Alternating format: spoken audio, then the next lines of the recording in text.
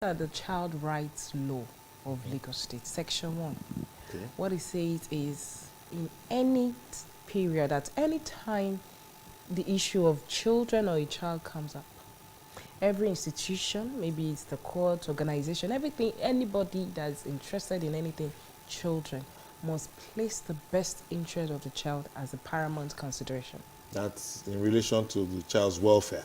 Yes. Give Welfare, us three maintenance. specific areas considered to be the interest of the child. No, you can't, there's no general definition of what the best interest is. So the word he used, welfare, captures it all. Yes, welfare, maintenance, education, advancement. As it relates to Yes. each child. What is the best interest of that child? Yes. Suspending the interest of the parent or any other person. So at that time you're going to look into that. You have to suspend whatever interest of parents. They don't come to play at all. Yeah. So it's the welfare of the child. Yeah. Who would serve the interest of the child? Yeah. And it's relative. So what would be the best interest of child A might not be the best interest of child B. So each case is determined on its own merits. Yeah. All right, that's good enough. So within what age range does custody apply to any child? Okay. There are two ways we can look at it. When children are when parents are married and want to divorce, under the Matrimonial Causes Act, it makes provision for the custody of the children. The custody of the children must be determined. But under the Matrimonial Causes Act, it says age 21, up to the age of 21. Up to Up to the 21. 21. Not 18. No. Okay. But under the Child Rights Law, which is applicable to children whose parents are not married, Okay. it says 18. Wow. So it has to be, it now depends on, is it under the Matrimonial Causes Act or under the Child Rights Law? The interest of that child is going to be determined. That is in the context of, within the context of Yes. the Nigerian Law, yes. law. So where the children, when the parents are not married, you have to apply the Child Rights Law, and it says 18. Where the parents are married under the statutory law, then it says 21. Okay. Now that leads us to something else. We're looking at separation and we're looking at divorce. There's usually a gap, a time, a period where some say it's 2 years, some say it's 1 year. You'll advise us on that. Now, when does the demand for child custody, when does it happen? Is it right at the point of separation, or is it after the divorce has been... Okay. Child custody is supposed to be mutually exclusive to the parents. They should be able to decide on what happens to their children in an event of separation. The court or the government is not interested, Really? except is at the detriment of the child. However, this issue comes up when there is a high conflict situation between the parents. Yes. Now, when there's a separation, if both of them mutually agree on what happens to the child, whatever agreement they Fine. have is fine. Yes. However, if there's a conflict, Yes. they will have to resort to the court. So whether they are divorced or separated, it doesn't matter. You can still approach the court if you are not divorced. So on that note, you can go to the magistrate court and they will apply the Child Rights Law and will determine the issue of custody. But if you want to wait till when you're going to divorce, it's primarily, it's part of the divorce It's part of the divorce proceedings. Yeah. In fact, if the issue of custody is not resolved, the court will not grant a divorce Yes. for couple married under the statute.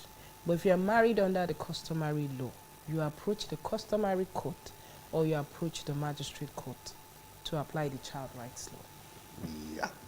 Wow. Yes. Now I get it. I'm almost drifting somewhere else because but when I listen to what you just said, my mind goes to a lot of the things that are happening around us.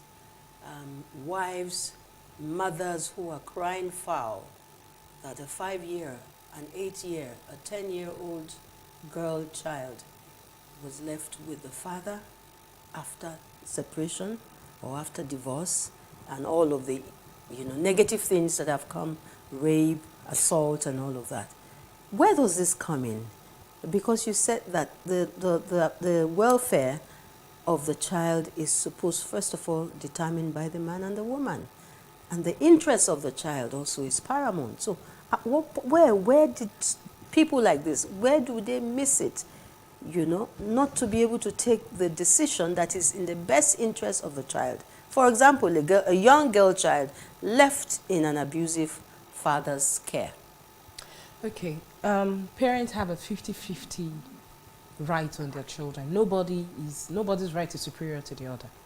So in a situation where there's a divorce or a separation, and they agree that normally I wouldn't advise a female child who is of tender years to be left in care of the father. I wouldn't advise. But if both parents have that agreement, and the child is left with the father, and issues like this come up, then the father would be guilty of neglect and recklessness and all that. So it's not wrong for a child to be left with a father, either of the parent. However, if you now have to go to court and determine, then the issue of age, sex, gender of the children will be into consideration. Okay. Yes, okay. Of course, certainly. That has to be, also taken care of.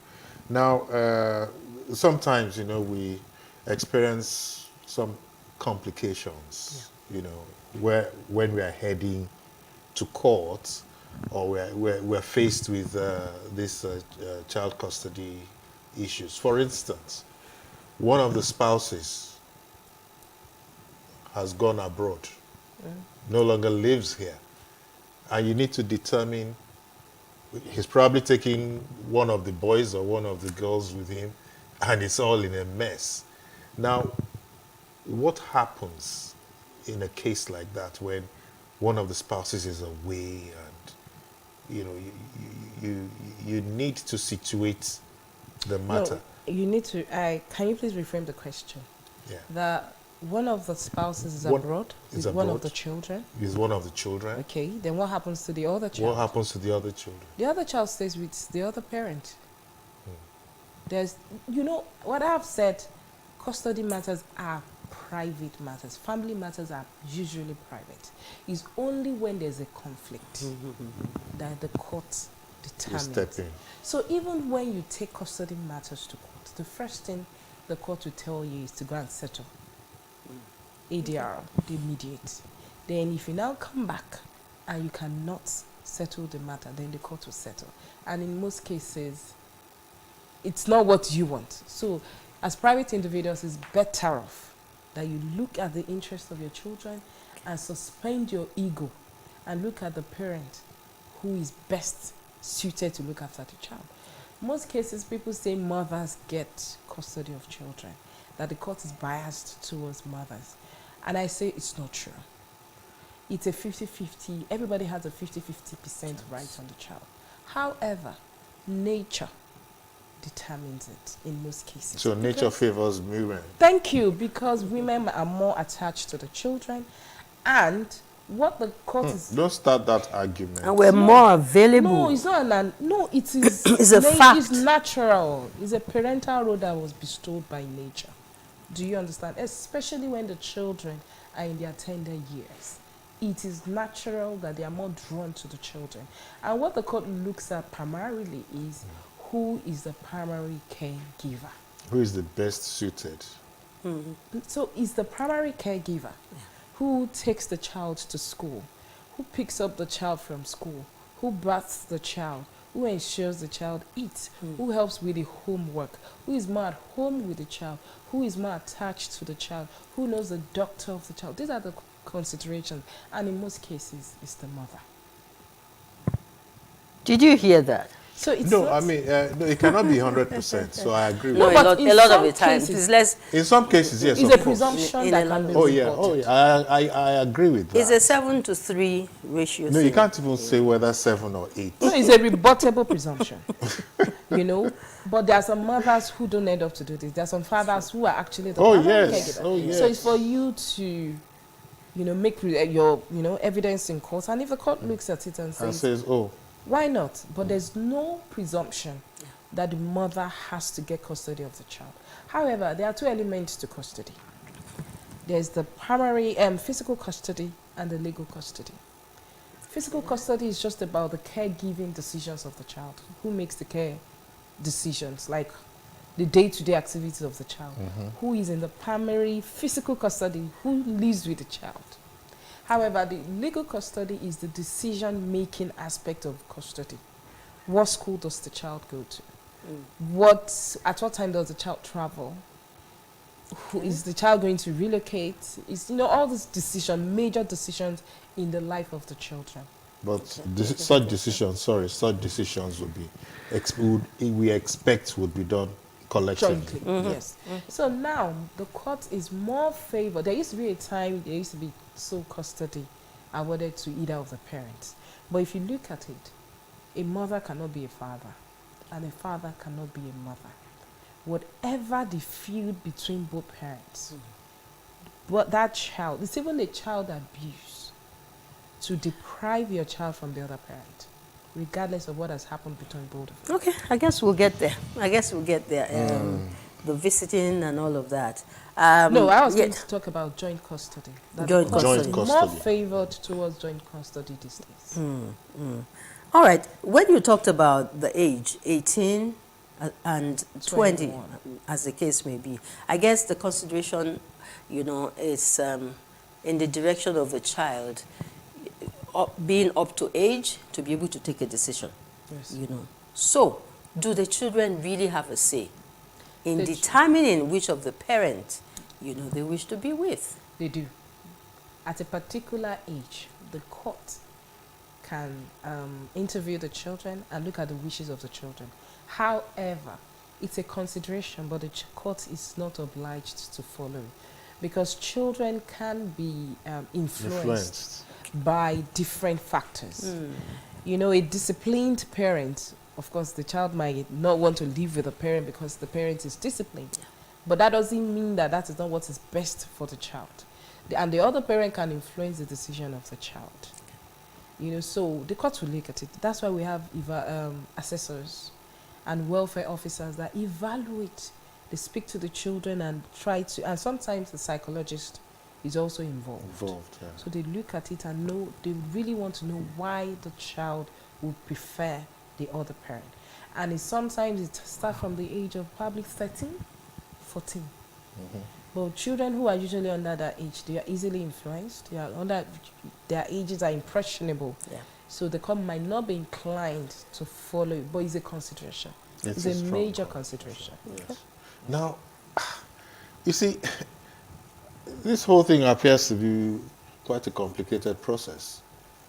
Could you give us an idea of how long it's likely to take to typically, you know, to resolve a child custody matter? Okay.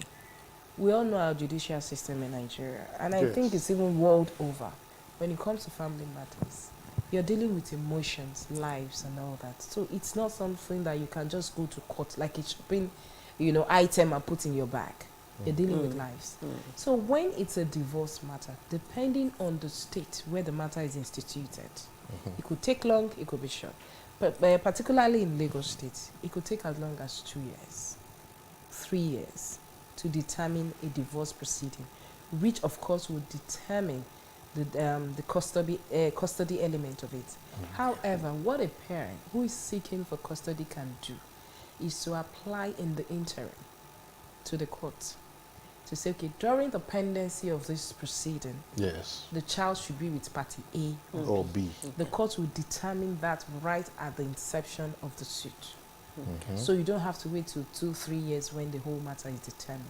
However, it doesn't say that because you have the custody of the child at the interlocutory stage, it doesn't mean that the court will award the custody of the child to you after. Eventually. Eventually. Okay. There's no guarantee to that. And this is standard across Nigeria, because we've seen Yes. cases where, they say, the laws in the north are different from the Well, legal. the Matrimonial Causes Act is one and is applicable across the 36 states of Nigeria and the FCT. However, the child rights law is not applicable everywhere. I think out of 36 states, probably like 24 states have domesticated it. So if you Domesticated. yes. Yes. It's an international treaty Okay. that was absorbed into the Nigerian law. So the National Assembly domesticated it into the Nigerian law. But when it's an international treaty, every state needs to domesticate it into their law before it becomes the law of that state. Okay. So because of culture and religion and all that, a lot of northern states have declined to domesticate it. So in most cases in the northern states, most of the time is the Islamic law that applies when it comes to custody. You know, most of the time they marry under the customary law.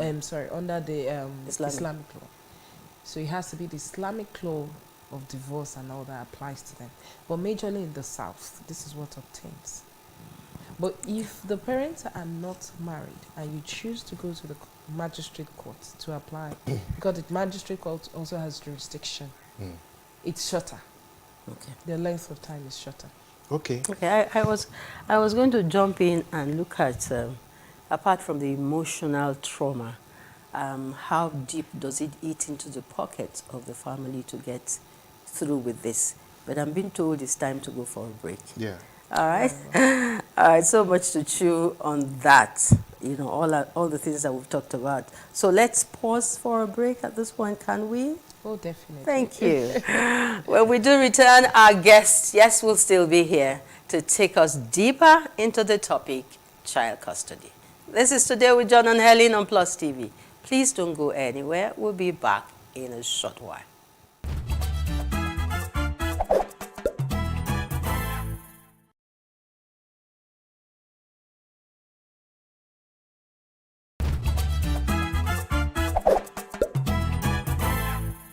Yeah. Olamide, sorry. Onifade, a family lawyer, is our guest today on Today with John and Helen as we take a look at child custody. Now, we'll continue, but not before Helen lets out what she has on her mind. There was a question you were going to ask. Yes. When you talked about the period, that it could take as long as 2 to 3 years before, you know, it is determined who takes care of the child. I'm wondering, what is the financial implication? And probably that's why a lot of people don't go to court. Yes.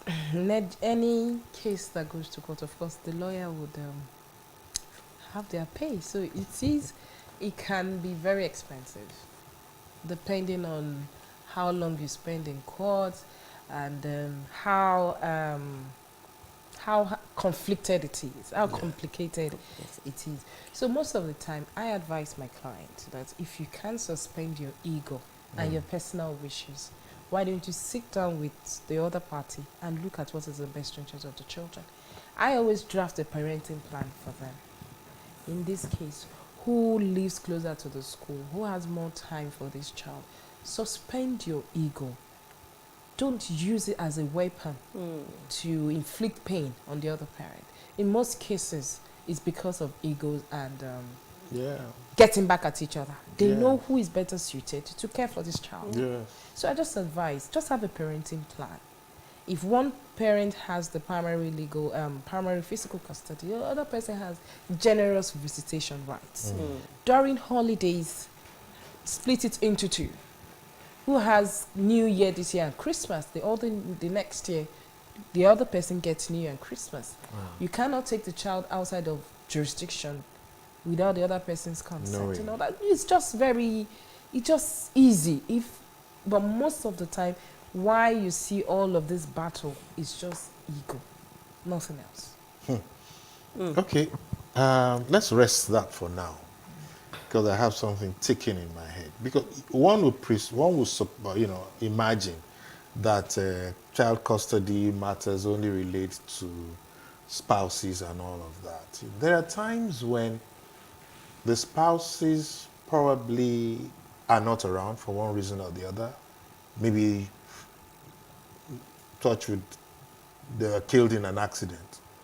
And the member of the family, or the family, the extended family, now has to take custody of Or the children. contest.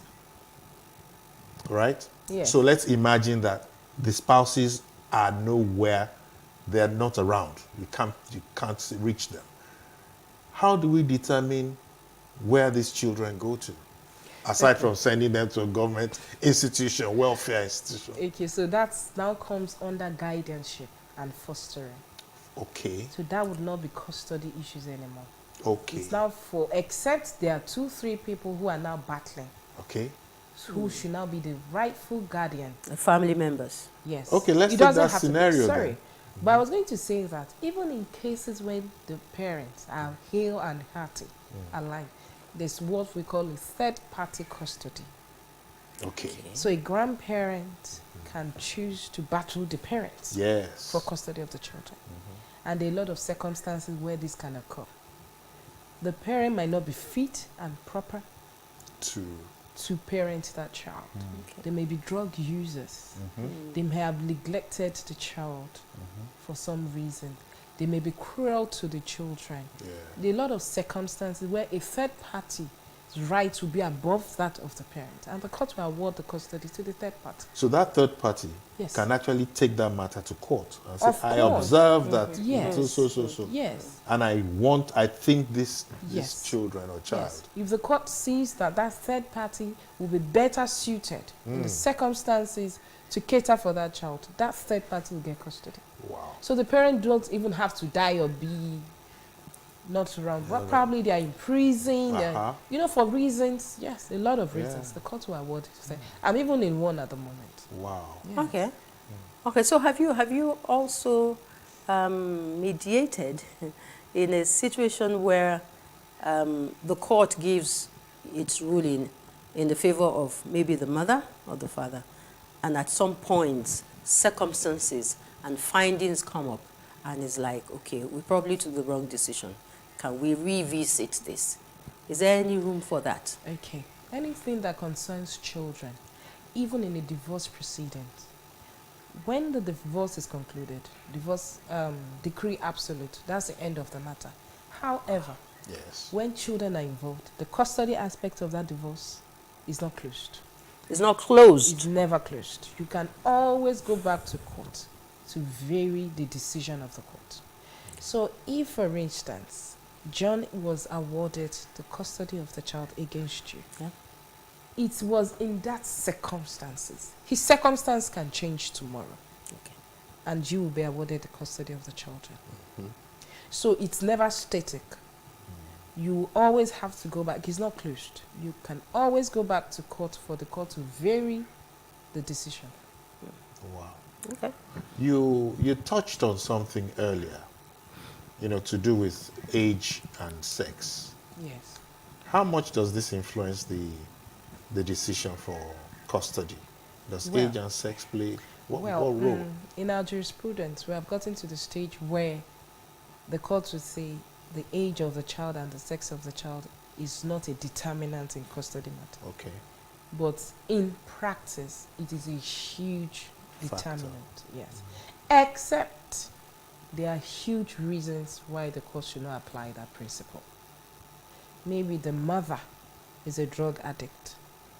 She neglects the child in the house and all. So, even if the child is a baby, they'll take the child off her and give to the father. If the father has better arrangement for the care and supervision of that child. But in most cases where there's no evidence as such, children of tender years, especially when they are females, are given to the mothers. Even males when they're of tender years. But when they now start approaching 8, 9, 10, when they're more independent, then you can now start battling who is the best suited in Really? that So situation. could you just clear that? Could you give us the age segments? Well, from 0 to about 6, 7. When they're in 0 their to 6, formative 7. years. That's one bracket. Yeah. Then after that, when they're approaching 8, 9, then we can start talking of who is better suited in Okay. this circumstance. But in most cases, the court is more inclined to give the children of those years between the 0 to 7 to their mothers. Okay, 0 to 7 to the mothers. Is more inclined. It doesn't More mean inclined, that. yes. It's more inclined. I see that. Leans You're picking towards your that words carefully. preference. You know, Yes. these lawyers, eh? It's rebuttable, yes. You can rebut it. It's a Yes. rebuttable presumption Yes. that the child are better left in care of their mothers because Yes. the mothers are more drawn, they have more time and all that, but not in all situations. Not in all So I advise fathers that it's not a lost case. Don't think because the children are young and all that. You can still fight it out. However, you have to have cogent reasons to vary that fact. Okay. In all of this, I think the reason we came up with this topic is because we were soaked in, so to speak, in the interest of the child, because there's so many dysfunctional children around. And it is presumed that the custody battle, apart from divorce and separation and the messy things that goes on, affects a lot of the children negatively. You have been in it for a while. Could you let us into what you have experienced in terms of the effect that all of this process has Have on the children? Okay, so when I have matters like that, I tell my client, I draw a circle. Now this is the circle, and that's the life of that child. That's the life the child knows, father, mother, and children. But the moment there's a separation, that world is split into two. So now you're dragging that child who knew just one circle. You are dragging the child, the other one is dragging the child. You say nasty things to the child to influence the decision. The other party says nasty things to the. So I tell my clients that you have to look at it. If you are in the Child's position, what would you like to do? And I tell people that, you know, a lot of times people say children from broken homes don't tend to turn out well in life. And I say that is not true. It's only children from high conflicted situations that turn out like that. You confuse them. Already the breakup, the divorce is inimical to the psychological development of the children. So you have to make it as painless as possible. So when it comes to the custody of the children, parents should try as much as possible to co-parent. That's the word. You have to co-parent so that the effect is minimal on the children. When there's a high conflict, the children grow up in this high conflict environment. Some may resort to drugs. Some may hate both parents. I grew up in one, and for a number of years, I resented both parents that they put me in such a situation. So it's part of what has drawn me to this because I have grown up. So I always tell my client that I have grown up in this kind of circumstances and I did not enjoy it. I didn't like it. I didn't start understanding why I was in that position until I was about 18, 19. And it's always with nostalgia. So I tell people, in as much as what's going on between both parents, suspend it for a while and co-parent. Co-parent, that's the key word. So this co-parenting, isn't that what may be responsible for a lot of women, you know, saying, oh, Hanging in because there. of the children. I I will not leave because of the children. Well, you know I'm a family lawyer, so if you bring divorce matters, I'm not an arbitrator. I will go to court. However, the first question I ask is, are there reasons why you think you should stay? But it's a good decision if you say you want to stay because of your children. However, you have to think of yourself first. The emotional abuse, the physical, if there's any physical abuse and all that, there have to be reasons why you want to leave. If the reasons are still there, I don't think those children can grow up in a healthy environment. But if you choose to leave, make it as painless as possible for the children by working together with the other parent to foster a healthy environment for the children. So you don't have to be together for the children to live in a healthy environment. You don't have to live together. Yeah. Okay. Just make sure it's as painless as possible. Wow. All right. I also do know that in most states, the women, children, and welfare departments exist. Yes. You know, for the issues of families and marriages and all of that. How much of influence do government or either on the state level or the federal level have in this matter? Is there any? No, because They have the any government role? has no jurisdiction at all when it comes to family Not matters. jurisdiction now, support. Okay. Support in Lagos State, yes, especially the Domestic and Sexual Violence Agency.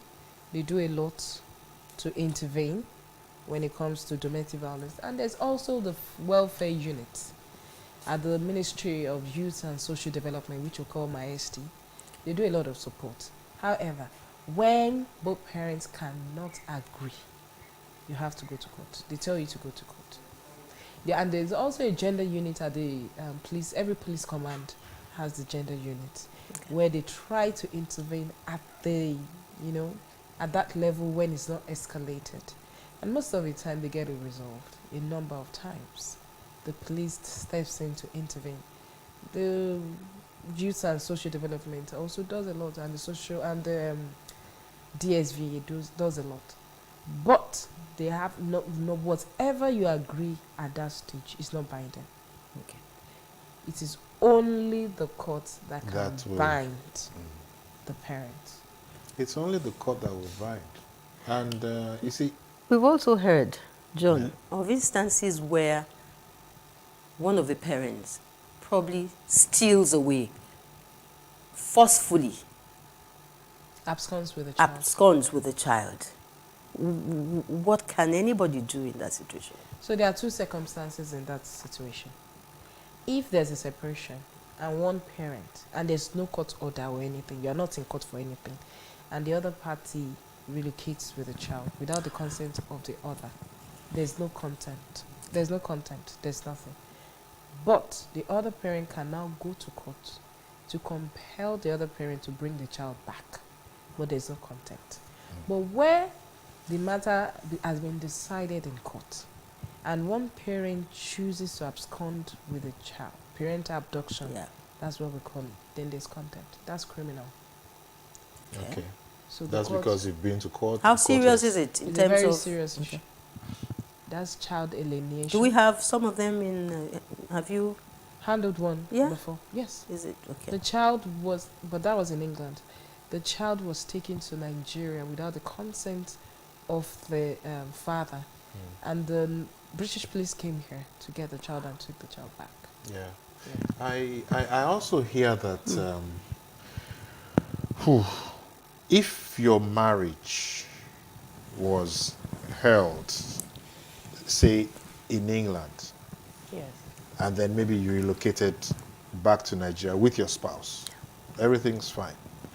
And then there's the need for a separation, child custody issues come up, that the law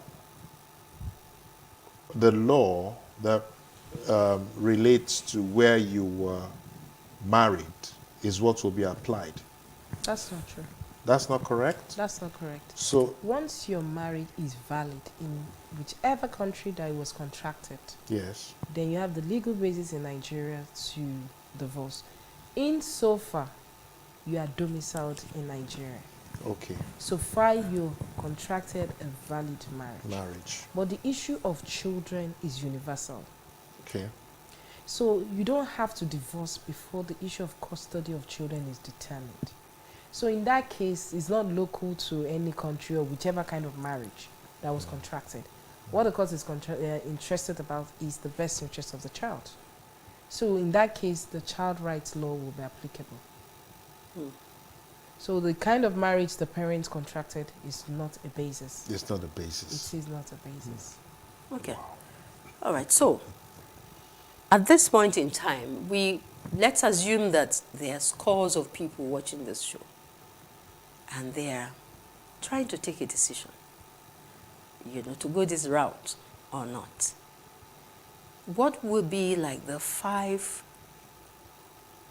areas of deep concern that you would advise for them to, throw on the Steps. table, before they take a decision? How do you mean? I don't understand. Child custody. The man and the woman are, at the point of this crisis, Yes. probably separation, Yes. and there's issue of who takes the child, still within the family, and they are contemplating and wondering what next step. What would be the key things? Considerations. Yes. There's only one consideration. It's the best interest of The the best child. interest of the child. Who can education advancement of the child, the medical advancement, the extracurricular advancement, the general welfare, other areas, and you have to put it on the table. Who can handle this? Who can handle this? And come to a round table. But if they cannot, then they have to end up in court. That's simple. So in most cases, I always tell them to go back and sit down and think deeply. In most cases, they know the answer. Who is best suited? It's just for personal and selfish interest. Personal gains. Do we, for instance, have any groups or NGOs that would, because I see a lot on that plate, advising spouses as to what to do, how to, and some of them may look at the aspect of going to lawyers as it's going to cost us a lot. Are there any support groups, NGOs? Well, none that I know Information centers and all of that. of. None that None I that you know of. Of course, the only one I know is the mediation center. The Lagos State has the mediation center, Wow. where child custody is also part of what they mediate. But it's just mediation. Support, as you have said. If they don't agree, or one of the parties doesn't adhere to the agreement, then the other party has no choice than to go to court. It's only the court that can bind. So whatever separate agreement you have, it's just an agreement that cannot bind the other party. The only binding effect is the court. Okay. I'm looking at how messy can this get? Let's leave the child or the children out. How messy and dangerous can this get between the husband and the wife?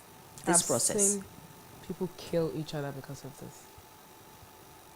And there was one I was involved with. It's still ongoing. This matter has been in court.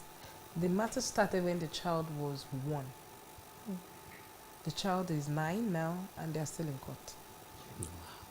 And millions of naira has been spent. I know that the father has gone through about 10 lawyers, and the mother has gone through about the same number of lawyers, filing different injunctions, going to the court of appeal, coming back, and it can get very messy.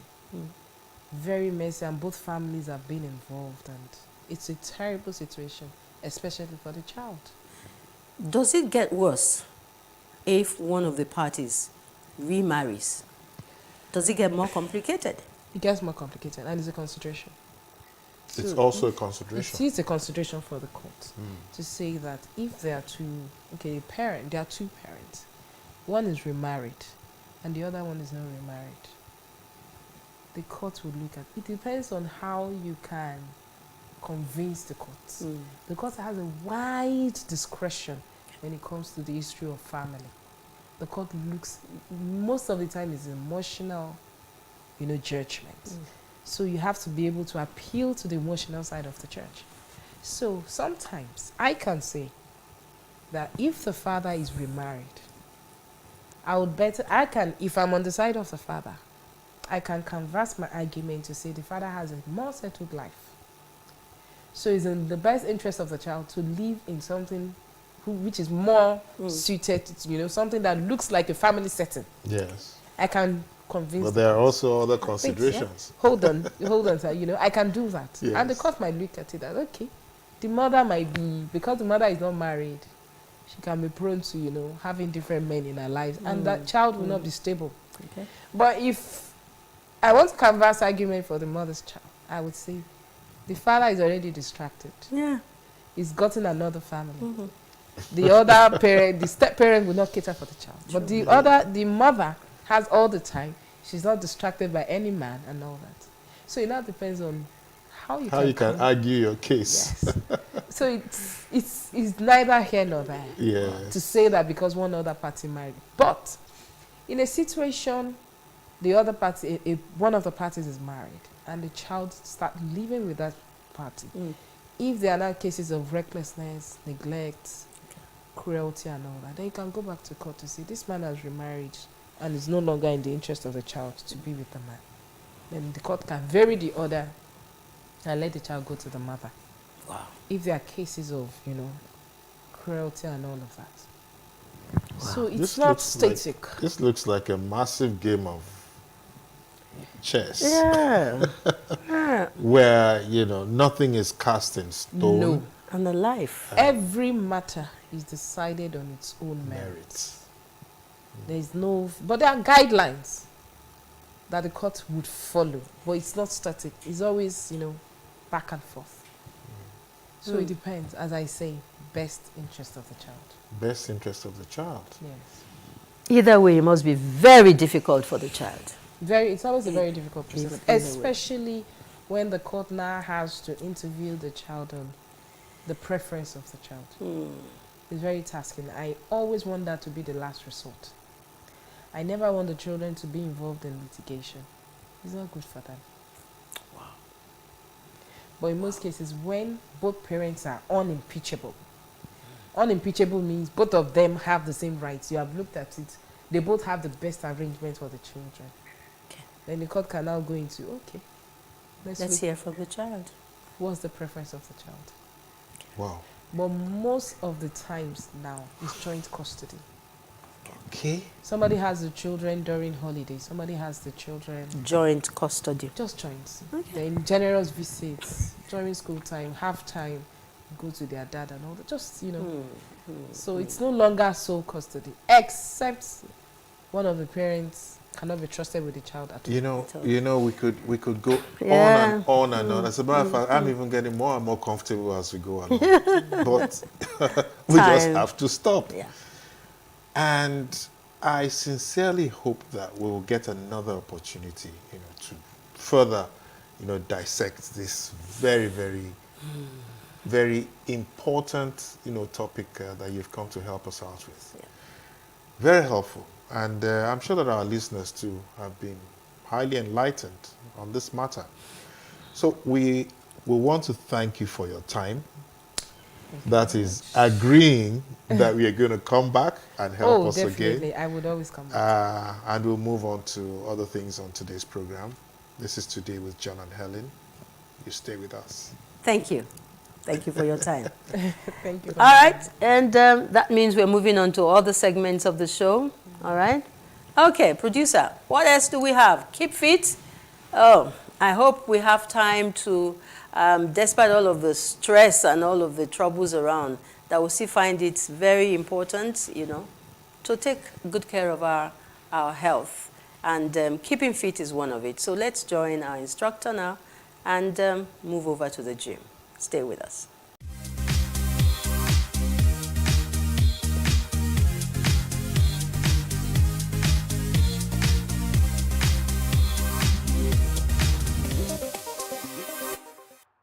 Hello everyone and welcome to another fitness section with us at Alpha Fitness Studios. My name is Dolly Phillips and this is Elvis Echo, and we're going to be taking you through a HIIT workout today. So today we're going to work for 20 seconds and rest for 10 seconds. I have my timer here with us. So before we start, let's start with a quick warm-up. Everybody hands up, deep breath in.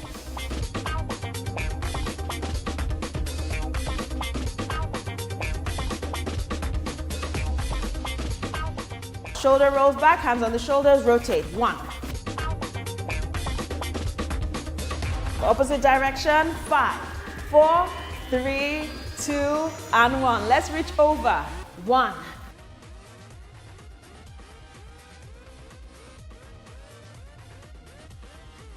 3, 2, and 1. Now let's roll downwards. Release those hamstrings. 2. Very good. Nice and slow. 3. Good job. 4 and 5. Knees up. Let's go. Touch those knees. Wake those abs up. 1 and 2 and. Very good. 3 and 4 and 5. Hip circles. We're rotating. 5 to the left. Let's go. 5. Reverse direction. Let's go. 5, 4, 3, 2, and 1. Shake it out, shake it out. Are you ready for this workout, Elvis? We're ready. Okay, so I have my timer here. We're going to start the timer. The very first workout is your flutter kicks. So once you hear the whistle, we start. Once you hear the next whistle, you stop to rest. Are you ready? Let's go.